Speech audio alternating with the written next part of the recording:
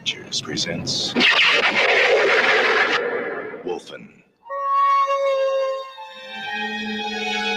For centuries, they have been hiding in the rubble of your cities. The concealed threat. The invisible terror. Chris!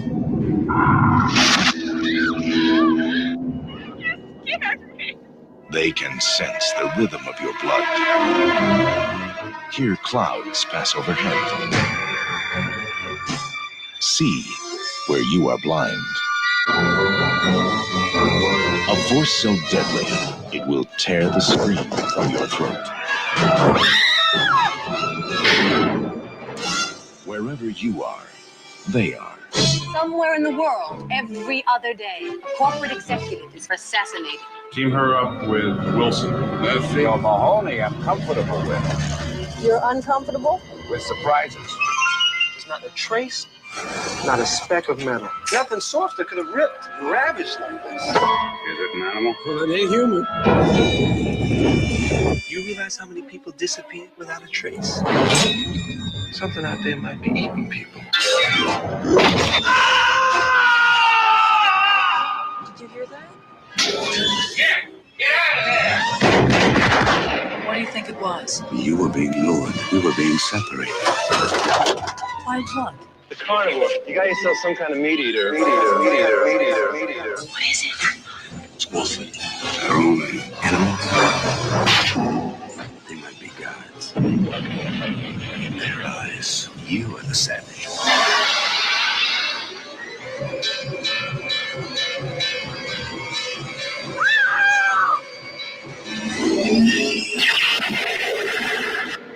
Wolfen.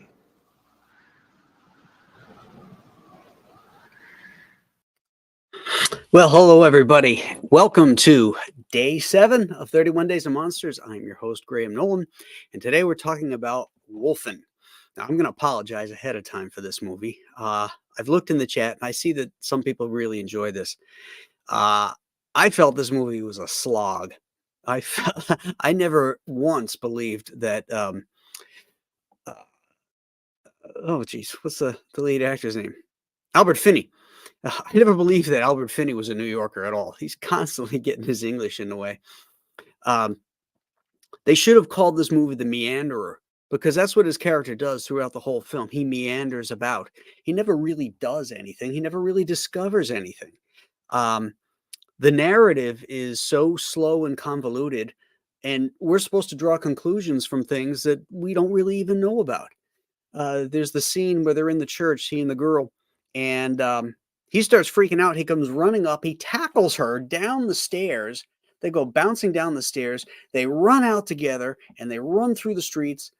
And the next scene, they're in a bar. And she never once asks him, what the hell did you do? You know, she was going up the stairs to investigate something, and then he tackled her like he knew something. What the hell? What is that all about? If only this movie was as good as that trailer. They tell the story in the trailer much better than they do in the film. And, you know, I thought this was the first stinker of the year for us. I thought it was going to be better, to be honest. I mean, I'd seen it once years ago. And what I really thought was cool was how they filmed this in the South Bronx. This is 1981. And those weren't special effects. The urban decay was very real. In the South Bronx. I grew up on Long Island, not that far from there. And I saw that. You know, in fact, one time the family, we were all going to a wedding in Connecticut. And my brother and I were in the backseat of the car. And all of a sudden I heard my dad say, oh, shit. And I look up and he's pulling his 38 out and putting it on the dashboard because he had gotten off the wrong exit and ended up in the South Bronx. He had the 38 because he was a homicide detective, by the way. It wasn't illegal. But he didn't stop at any red lights, I can tell you that. He just kind of cruised through and got back on and got out of there. So that was really cool. There's another movie that was filmed in that era called Fort Apache, the Bronx, which is a police crime film with Paul Newman. Which was filmed in that area, and you could see all the urban decay. And it's really kind of cool to look at it from a historical angle. But uh, the other thing about this movie is at the very end, somehow these wolves are able to climb up 50 stories or wherever they are in that high rise, bust through the window. The white wolf is looking for Albert Finney to do something, so he destroys the model. Because obviously, these skinwalkers are against the the gentrification, if you will, of their native lands. And so they're happy enough that he destroys the model, as if he has any control over the developers, even though that guy got killed. Oh, and that's another thing. We first are introduced to that Vanderveer and his wife. We don't know who he is, what he is. We don't even know what the relationship is. In fact, I thought she was a hooker because she's got this fur coat. He never says anything to her to indicate it's his wife. He takes her to this place in the Battery in 1981 at night, which is not a great area. It wasn't necessarily bad, but I mean, it's night in New York City, and we don't know why he's there. He doesn't say anything to her. We don't find out till later on that it is his wife, and that's where they got married or proposed to her or something like that. So the storytelling in this is really a nightmare, and nothing really happens. I mean, there is some cool scenes, like when the bodyguard gets his hand cut off, and then you see it, you see the finger relax on the trigger. I thought that was really well done and cool. Gregory Hines is very good in this. This is his almost first film. A couple months earlier, History of the World Part 1 was released, and he's in that. I don't know which one was filmed first. This could very well have been his first film. I just don't know. But he's quite good in it. I like his character a lot. Again, the Albert Finney character, he's just walking and meandering through this role, and we're supposed to believe this guy is from Staten Island. Not buying that. I believe Mark Hamill's a Jedi before I believe this guy's from Staten Island. So that's my review of this one, friends. It seems like there's a lot of comments here that are probably castigating me because a lot of people like this. Chris Juliano says, I enjoyed the grimy look of this film. Really did a good job of portraying a decaying environment. Yeah, I agree with that. Wishful Thinking is here. Rob Fellows. Oh, yeah, this quote of the day. Hey, be careful with her head. And you hear this plopping noise because she was practically decapitated. That was funny. That was a good scene. L.E. The Final Metamorphosis here. Leg Kick 1. Spaceman J.P. Roca. Wishful Thinking. Rob Fellows. Marcus Kelligrew is the first one to check in. 200-watt studio. He mentions that James Horner's score was reused in Star Trek II and Aliens. Yeah, there are those things those keys that you hear. R. Enosh is here. Chris Juliano reminds us that a young Edward James Olmos is in this.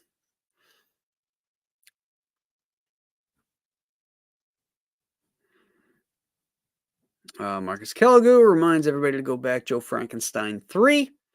Yes, indeed. I remember Wolfen came out in the same period as American Werewolf in London and The Howling. I did become fascinated with Battery Park as a result of this movie. It would be cool if that windmill was real. That was a real display because of the Dutch settlement of New York, of Manhattan. But I've been bound down to Battery Park many times. I've never seen that. In fact, I think it's just because it was called Vanderveer, the Vanderveer, family. It was his family that built that thing. So I think it was just a prop.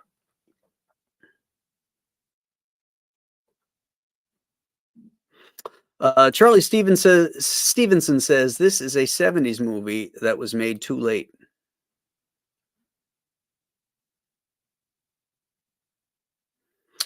Dead Punk Gage has the same impression of this film as I do.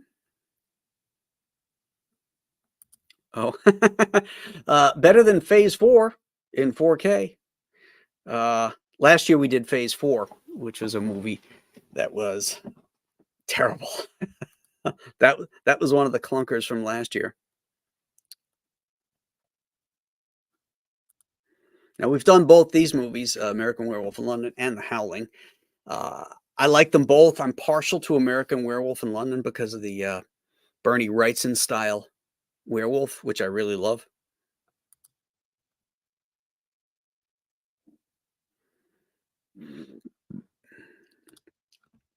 The point of view wolf shots were pretty cool looking for its time. Yeah, I mean, that's what they used for that thermal imaging.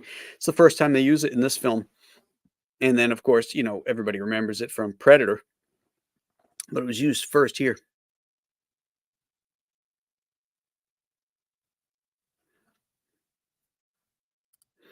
Marcus Kelligrew had his dad had a friend that was an officer at Fort Apache. Ooh, that would have been tough.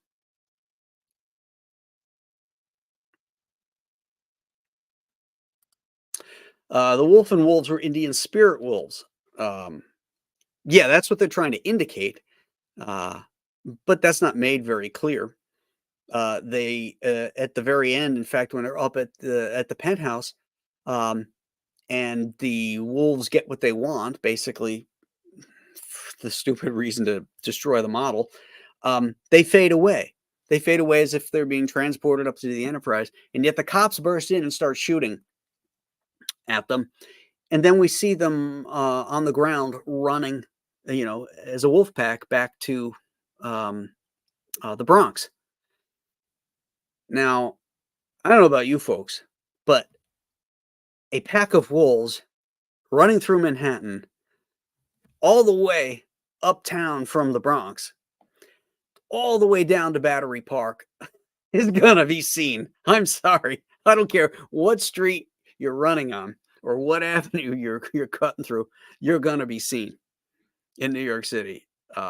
It just defies any kind of logic. Marcus also reminds us that Escape from Monster Island sign up is available. To get your perks shipped first, you have to be a sign up backer.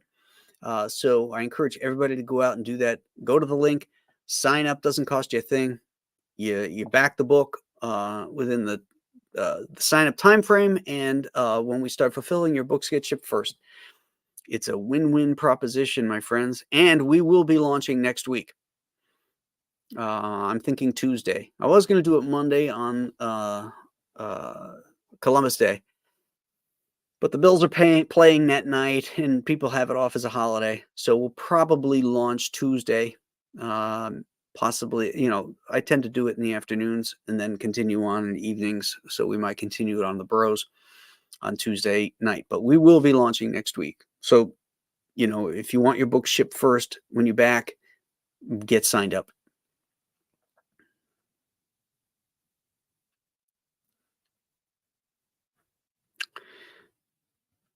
Chris Juliano agrees that Albert Finney was miscast. Originally, Dustin Hoffman wanted this role. He really wanted to play that role, and he was turned down. It's the only time in his career that he was turned down for a role. And the reason he was turned down for Albert Finney is because the director, Albert Finney, was his favorite actor, and he wanted the opportunity to work with him. It's too bad he didn't give him a better role, better stuff to do.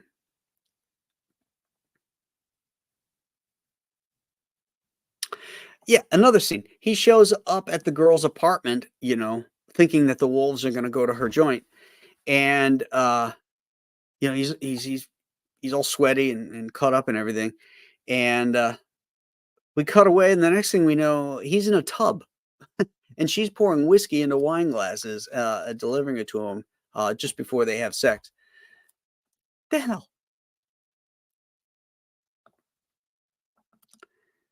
Normie Nerd is here. Good day, Graham and chat.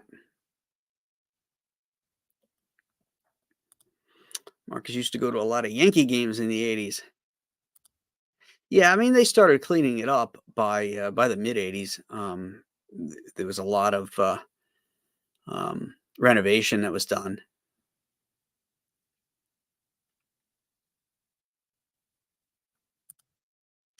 You, sir, are a minority as far as Phase 4 goes.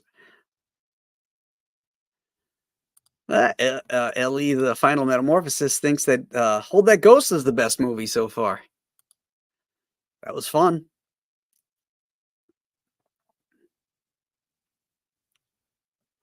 Spaceman says Rick Baker named the werewolf Oscar for the Oscar he won for it, referring to The Howling.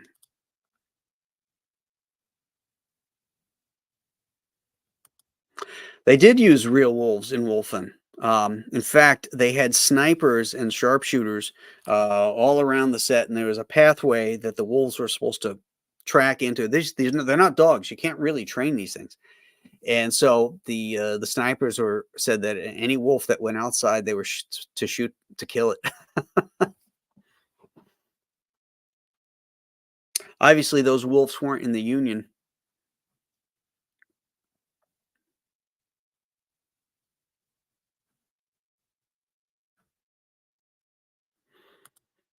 NRG Comics is looking forward to Escape from Monster Island.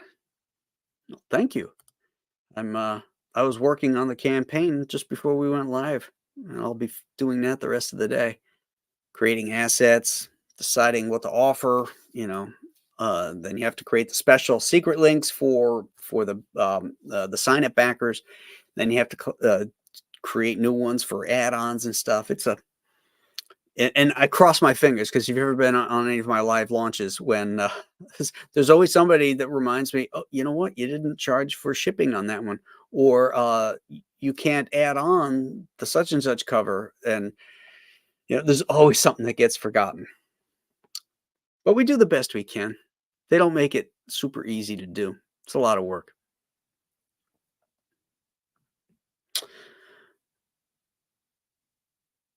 NRG Comics says he enjoyed Wolfen when he saw it at the theater and disappointed when he saw it again years later.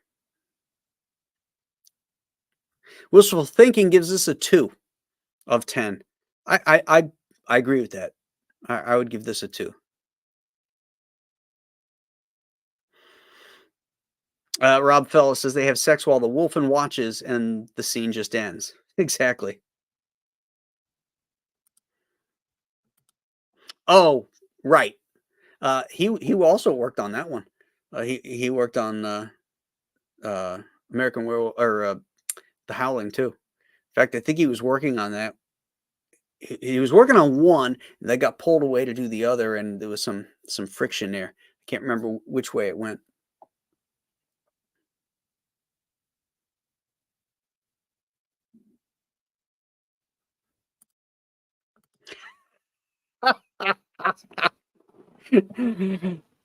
Stippling Vaughn says standard Graham quote from launch streams. Fuck me. That is true. I have used that phrase on a few streams when I found out I really messed up something. And Mrs. Stippling says to have my wife double check the site before launch. We don't miss a thing. I think I am going to do that this year. Have her run through some things.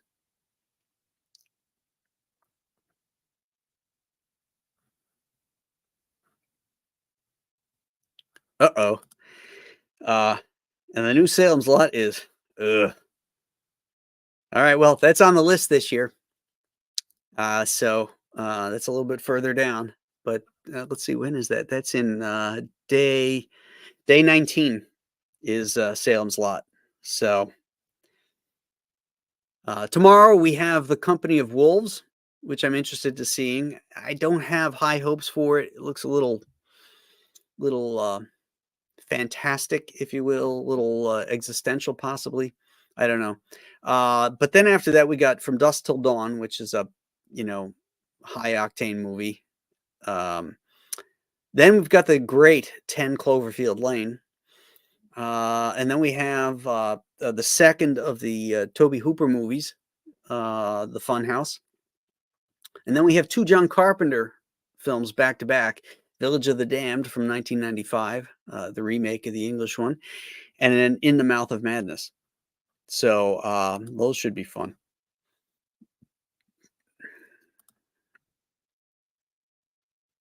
Salem's Lot is probably my favorite Stephen King book. It breaks the heart that they can't make hit movies out of the best books anymore. It's actually the first Stephen King book I ever read, too.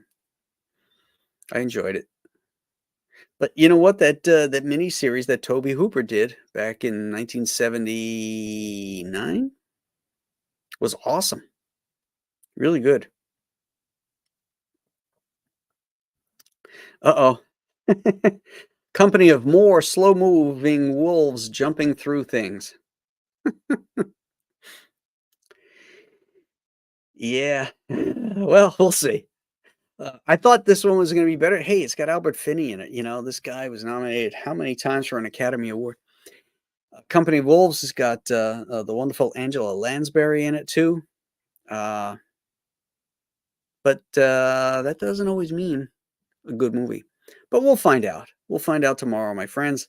So I'm going to have to watch that one tonight. And so do you. Our homework is there. And we will see you then, I guess. Until then, you guys enjoy the rest of your day. And thanks for tuning in to 31 Days of Monsters. And we'll see you again tomorrow. Bye.